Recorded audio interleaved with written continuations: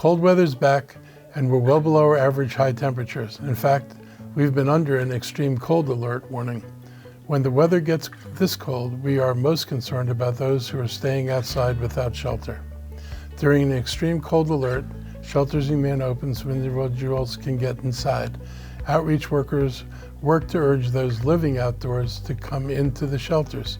During the winter months, shelter capacity is expanded. The homeless information line is 240-907-2688. It's open at all hours and every day of the week. If you see someone you're concerned about, call the line and an outreach person will follow up and try to find the person and urge them to go indoors. Every January, we participate in region-wide count of people experiencing homelessness. In 2024, we counted more than 1,100 people, an increase of 28% over 23. If you go back to 2020, the homeless population is up 71% in Montgomery County. Family homelessness is 47% higher in 24 than it was in 23. Meanwhile, evictions have increased for the past 2 fiscal years, and there are more than 130 households on the waiting list for rental assistance programs.